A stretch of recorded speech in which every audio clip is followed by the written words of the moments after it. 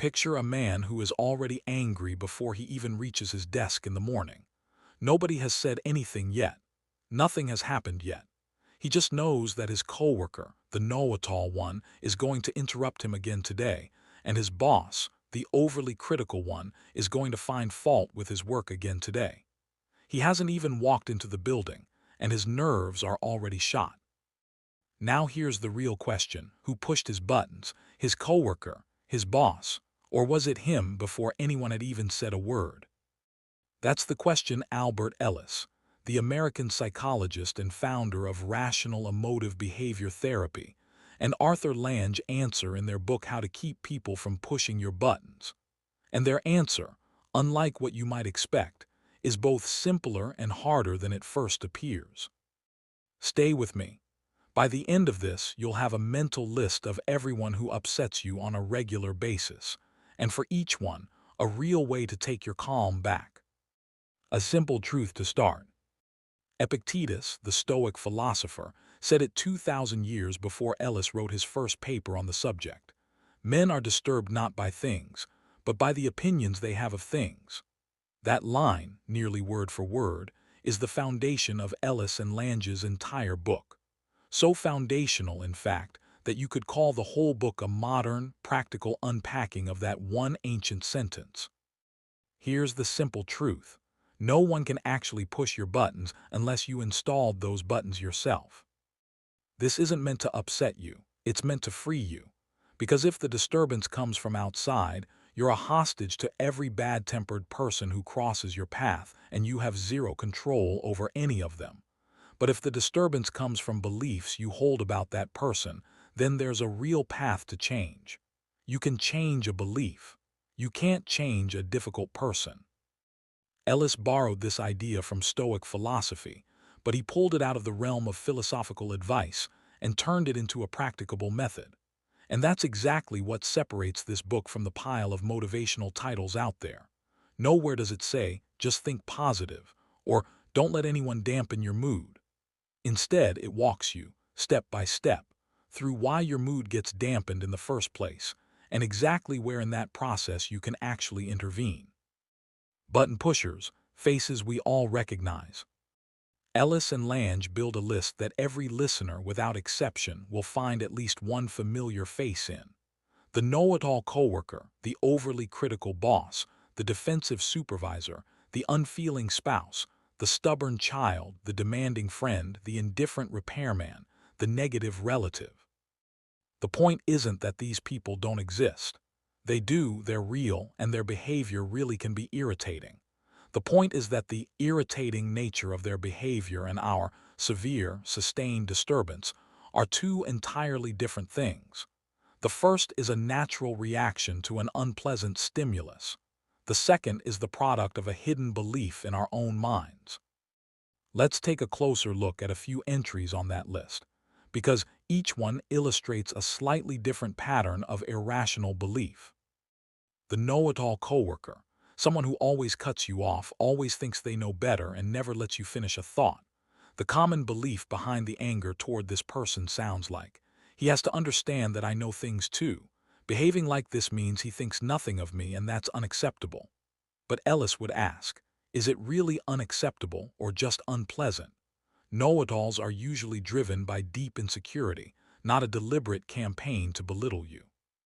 That shift in perspective alone tends to lower the temperature of the anger. The overly critical boss, someone who never has a word of praise, only fault to find. The common belief, he has to appreciate my effort. If he doesn't, that means my effort is worthless. But the value of your work doesn't depend on one person's approval, even if that person happens to sign your paycheck. This is one of the hardest beliefs to challenge, because in a workplace, a boss's approval genuinely does seem to matter. Ellis draws a distinction here. Your boss's approval matters practically. For your raise and your promotion Chinese letter, that's a fact. But an absolute need for his approval in order to feel worthwhile is an irrational belief that leaves you permanently exposed to harm. The unfeeling spouse or partner who never seems to react emotionally the way you expect. The common belief, They have to show love exactly the way I want it shown. But people have different emotional languages, and they must be like me is a rule you made up, not a universal law.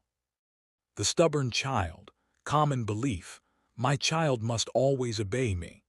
But a child's stubbornness is a natural part of development, not a personal insult to your parental authority. The negative relative, the one who always says something at every family gathering that sours the mood. Common belief.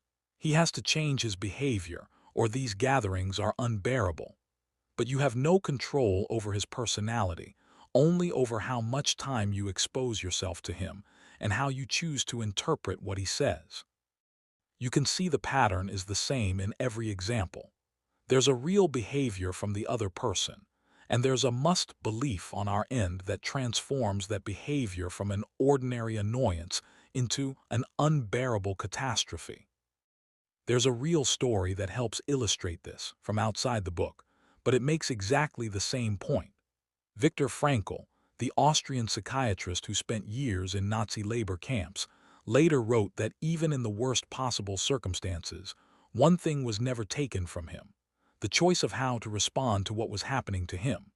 If that freedom survived a labor camp, it's hard to argue that the chatty coworker in the next office has the power to take it from us. The ABC model, the beating heart of the book. Ellis has a simple formula that his entire method is built on, and it's worth memorizing because everything else in the book flows from it. He calls it the ABC model. A is the activating event. What actually happens? Your coworker interrupts you. C is the consequence, the anger, the anxiety, the ruined day. But between A and C is something most people overlook entirely. B, the belief.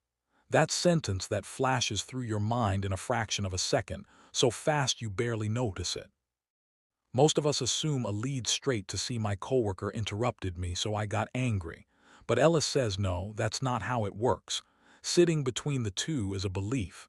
He shouldn't have done that. This is intolerable. This means he has no respect for me. It's that belief that manufactures the anger, not the event itself. For this model to actually work, you have to practice it in a real moment, not just hear it as an abstract idea. Next time your nerves get pushed, ask yourself 3 questions in this order. First, exactly what happened, just the fact, no interpretation. He interrupted me in the meeting. Second, what am I feeling and how intense is it? I'm angry, very angry.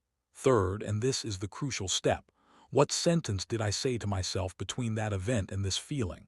This is where the hidden belief surfaces. He always does this like I don't matter at all, and that's unacceptable. Henry Ford, the American industrialist, has a line that applies here too. If you always do what you've always done, you'll always get what you've always got. Until you change the belief behind the same reaction with the same intensity keeps repeating, even if you change the people around you, even if you change your job, even if you change your city, because the button travels with you. Irrational beliefs, the words that hold us hostage. Ellis names several common irrational beliefs that sit behind most of our everyday disturbances. And the interesting thing is, they all share one word in common: must. He must treat me fairly. Everyone must approve of me. This shouldn't be happening. Life must be fair. These sentences, seemingly harmless, are actually absolute laws we impose on the world. Chinese letter, a world that has no obligation whatsoever to obey our laws. William James, the American philosopher and psychologist, once wrote, "The greatest discovery of my generation is that human beings can alter their lives by altering their attitudes of mind." That's exactly what Ellis, decades later, turned into a practical method. Draw a line between "I'd prefer him to treat me fairly" and "he must treat me fairly." The first is a healthy preference. If it isn't met, you're disappointed, upset, and that's natural. The second is a command. If it isn't met, your whole world collapses because the world has just broken a law you invented yourself. Ellis identifies 3 main categories of these musts, and knowing them helps you spot which belief is driving your reaction faster. The first, must's about yourself. I must always succeed or I'm worthless. The second must's about others. Others must behave the way I want them to, or they're bad people. The third must's about the world. Conditions must always be comfortable and fair, or they're unbearable. Most of our disturbance about other people falls squarely into the second category, and that's exactly where the book puts most of its focus. Disputing the belief, the book's central technique. Now the practical question. Once we've found these must beliefs, what do we do with them? Ellis offers a simple technique he calls disputing or challenging the belief. When an irrational belief rears its head, ask yourself 3 questions. First, where is this belief written into reality? What cosmic law says my coworker must always treat me with respect? Nowhere. It's just a personal preference I've upgraded into a universal law. Second, what's the actual worst thing that happens if this wish of mine isn't met? Is it really unbearable or just unpleasant? Most of the time, when we answer honestly, we realize the worst case is unpleasant, not catastrophic. Third, what is this belief actually doing for me? Is holding onto it moving me toward calm, or is it just fanning the flames further? If the honest answer is that it's only fanning the flames, it's time to replace it. So what replaces a must belief? Ellis suggests that instead of he must treat me fairly, you say, I'd prefer he treat me fairly, but if he doesn't, it's unpleasant, not a disaster, and I can tolerate it. That sentence, deceptively simple when you actually come to believe it, dramatically lowers the intensity of the emotional reaction. Epictetus is useful here again. Make the best use of what is in your power. Your coworker's behavior isn't in your power.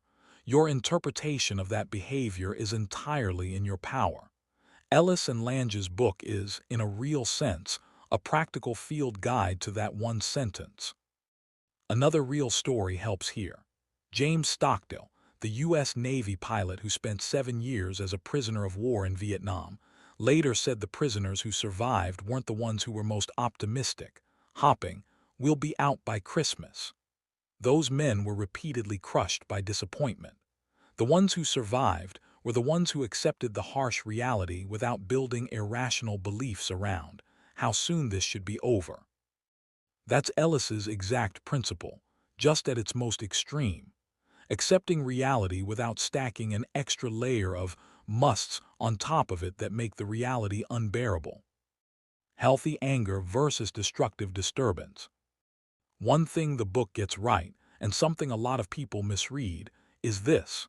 Ellis never says don't get angry. He says draw a line between healthy upset and destructive disturbance. If your coworker is genuinely taking advantage of you, it's natural and healthy to be upset, to object, to set a boundary. That's a functional reaction that pushes you toward action. But if that upset turns into an anger that keeps you up all night, that damages your relationships, that leads you to make rash decisions, that's no longer healthy upset. That's an irrational belief wearing the costume of anger. How do you tell the two apart? Ellis offers a few markers. Healthy upset is usually short-lived and fades with time. Destructive disturbance can drag on for days or weeks and sometimes even intensifies. Healthy upset points you toward a solution. What can I actually do here? Destructive disturbance traps you in rumination. Why is he like this? Why did this happen to me? Healthy upset doesn't spill over into damaging your other relationships. Destructive disturbance often does, and it can even affect your physical health. Herbert Simon, the economist, had a concept called satisficing, choosing an option that's good enough rather than endlessly chasing perfection. The same principle applies to emotional reaction. The goal isn't to eliminate anger entirely, because that's neither possible nor healthy. The goal is bringing anger down to a level where you control it, instead of it controlling you. The rational emotive imagery technique ***. One of the book's more hands-on tools is an exercise Ellis calls rational emotive imagery. Here's how it works. Close your eyes and vividly picture a scene that typically pushes your buttons. The same meeting, the same coworker, the same moment he cuts you off. Let the usual anger form. Now, without changing the scene at all, just lower the intensity of your feeling, from intense anger down to mild irritation. The question is, what has to change in your mind for that to happen? Most people find that to lower the intensity, they've unconsciously converted the must sentence in their head into a prefer sentence. When this exercise is repeated a few times with the same scene, it genuinely starts to shift how the brain responds to that specific situation. Next time the real scene actually happens, the mind has already rehearsed the new pathway. A full example start to finish. Let's put all these pieces together and walk through one real example from start to end. Because theory only really lands once it's tied to an actual scene. Say you're in a meeting presenting your idea and your coworker, the usual know-it-all, jumps in mid-sentence. Actually, I think there's a better approach, without letting you finish your thought. The activating event is clear. He interrupted you. Now, instead of reacting instantly, pause for a moment and find the belief. If you're honest, something like this might be running through your head. He always does this. He has to understand this is disrespectful. If I don't say something now, everyone will think I'm weak. Now it's time to dispute that belief. Is there actually a law that says your coworkers must never interrupt you? No. Is the worst thing that happens if he does it again truly unbearable? No. Unpleasant but tolerable. Does holding on to this anger help you deliver your point with more calm and strength in that same meeting? Quite the opposite. Chinese letter, it's more likely to make your voice shake or trigger a sharp reaction you'll regret later. What's the healthy replacement? I'd prefer he wait until I'm finished. When he doesn't, it's unpleasant, but it doesn't mean my opinion is worthless. With this new belief, you can now say calmly, without the extra layer of anger, let me finish my point, then I'd be glad to hear your thoughts. Same boundary, same firmness, but without the added weight that came from the irrational belief. Notice the outcome looks similar either way, angry or calm. You set the boundary. The difference is in your internal experience. In one version, you're still angry hours after the meeting, replaying the scene in your head. In the other, the moment the meeting ends, your mind is free too. When anger becomes a habit, not a reaction. Something the book touches on, and it's worth repeating, is that for a lot of people, anger stops being a temporary reaction to a specific event and becomes a mental habit, a lens they view the world through constantly. If every day, regardless of who's in front of you, you start from a baseline of irritability, the problem is no longer really about that one particular coworker or that one particular boss. Ellis recommends, in this case, looking at the overall pattern of your life rather than isolated events. Is your list of must-beliefs limited to one person, or in all your relationships, do you expect the world to behave exactly the way you want? If it's the latter, working on one specific belief isn't enough. You need to address a deeper underlying pattern, the belief that your comfort and ease must be guaranteed, and any deviation from that is an injustice. Epictetus helps here again, this time with a different line. He is rich who is content with what he has. Translated into the world of emotions, that becomes, a calm person isn't someone who never encounters difficult people, but someone who has learned to face them without handing over their peace of mind. Now let's be honest. Every book like this deserves an honest truth in return, and here it is. Ellis's method sounds simple on the surface. Find the irrational belief, dispute it, replace it. But in practice, this takes days, weeks, sometimes years of work, because these beliefs are usually rooted in childhood, in family, in the culture we grew up in. The book sometimes underestimates that complexity and implies 3 simple questions are enough, when for many people, this process requires ongoing practice, and sometimes the guidance of a trained therapist. A second point is that this method places all the responsibility on the disturbed person, and that isn't always fair.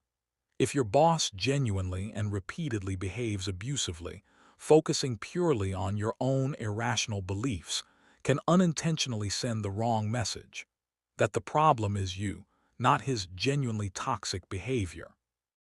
Ellis himself does address this, but in practice, A lot of readers skip past that caveat and turn the technique into an excuse to indefinitely tolerate someone else's bad behavior. Knowing when to change your belief versus when to leave the environment is a skill this book doesn't complete on its own. A third, subtler point often gets lost in quick summaries of the book. The intense focus on controlling your own reaction can, if applied carelessly, tip into suppressing emotion rather than managing it. Ellis never says to deny your feelings or pretend you're not upset. He says look at your feeling, understand where it comes from, and then decide whether its intensity actually matches reality. That's a fine but essential distinction, and unfortunately it gets lost in many shorthand versions of the book. Even so, the book's core value remains intact. The idea that our emotional reaction isn't a direct product of the outside event, but a product of our interpretation, is an idea that aligns with modern cognitive psychology research and hands you a genuinely useful tool for reducing everyday suffering. Why this is harder than it sounds.